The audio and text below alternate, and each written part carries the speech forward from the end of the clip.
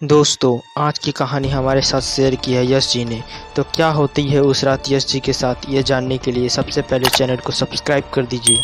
तो चलिए बताते हैं आपको। यश जी बताते हैं कि ठंड का समय था, शहर में घना कोहरा छाया हुआ था।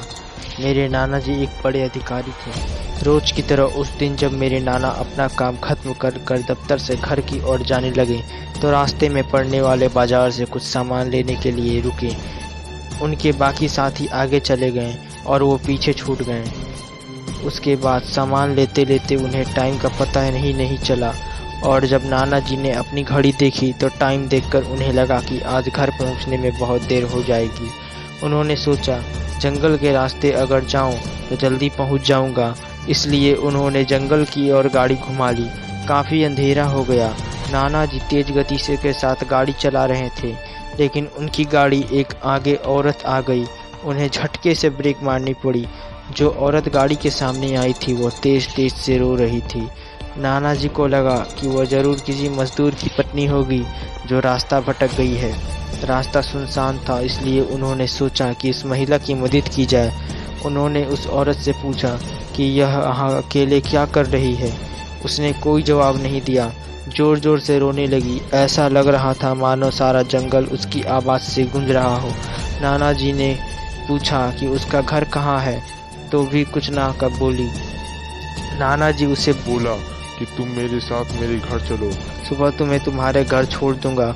वो नाना जी के साथ चलने के लिए तैयार हो गई और गाड़ी के पीछे वाली सीट पर बैठ गई। रीति रिवाज के कारण उसने परिवार के सामने अपने घूंघट डाल रखा था, जिसकी वजह से उसका चेहरा छिपा हुआ था। गाड़ी पर सब नाना जी का इंतजार कर रहे थे। जैसे ही गाड़ी की आवाज़ आई सब भागकर इकट्ठा हो गए।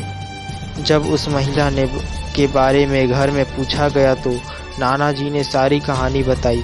नाना जी ने कहा आज खाना यही बना देगी, लेकिन मेरी माँ को उस महिला पर शक हो गया। उन्हें लगा कि यह कोई चोर है जो घर का सामान चुरा कर भाग जाएगी। माँ ने उसे रसोई में जाकर खाना बनाने को कहा। वो बिना कोई जवाब दिए वहाँ से चली गई। रसोई से अजीब सी आवाज़ें आ रही थी। बस रसोई में सारा सामान रखवा कर मेरी माँ ने उसे कहा कि सब भूखे हैं, इसलिए जल्दी खाना बना दे। उसे रसोई में भेज तो दिया, लेकिन माँ का मन अभी भी शांत नहीं हुआ। 10 मिनट बाद माँ रसोई में पहुँची तो देखी अभी वो थैले में मछलियाँ निकाल ही रही थी। यह देखकर माँ का गुस्सा आ गया। उन्होंने उसे बोला कि अभी तक तुमने खाना बनाना शुरू नहीं किया, कब बनेगा और कब हम खाएंगे। जब उस महिला का चेहरा अभी भी ढका हुआ था, इसलिए किसी ने उसका चेहरा नहीं देखा था। वह उस चेहरा को देखने की कोशिश बार बार कर रही थी, लेकिन कामयाब नहीं हो पा रही थी। माँ ने कहा कोई ज़रूरत हो तो बुला लेना, लेकिन फिर भी वो कुछ नहीं बोली। उन्हें लगा कि शायद अनजान लोगों से डर रही होगी। माँ रसोई से चली गई, लेकिन जब 10 मिनट बाद वो फिर वापस आई तो रसोई का दृश्य देखकर माँ डर गई। उनके पैरों तले जैसे ज़मीन खिसक गई। उनके गले की आवाज़ नहीं निकल रही थी। उन्होंने देखा वो औरत रसोई के स्पेल पर बैठकर कच्ची मछलियाँ खा रही थी। सारी रसोई में हड्डियाँ और मांस के टुकड़े बिखरे पड़े थे। उसके सिर का घूंघट भी उतरा हुआ था। उसका चेहरा बेहद ही खौफनाक था।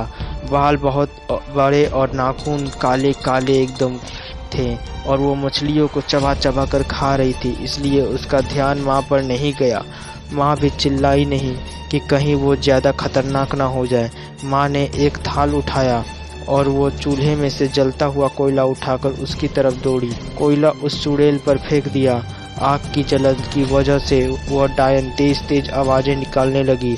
उसकी आवाज़ सुनकर सारा घर इकट्ठा हो गया। उसे आग दिखाकर घर से बाहर निकाला गया। उसकी आवाज़ इतनी तेज़ थी कि आसपास के लोग का भी बाहर जमावड़ा लग गया। वह डायन लोगों की भीड़ को हटाते हुए जंगल की तरफ दौड़ी। सारे लोग डर से काँप रहे थे और मेरी माँ की हिम्मत दाद देती रही थी कि अगर उन्होंने सही समय पर कोयले से उस डायन का भगाया नहीं होता तो जाने क्या होता। इसके आगे जानने के लिए चैनल को सब्सक्राइब कर ले और बेल आइकन को भी ऑन कर दे और कमेंट में इसका पार्ट 2 लिख दें। मिलते हैं नेक्स्ट वीडियो में, तब तक के लिए जय हिंद।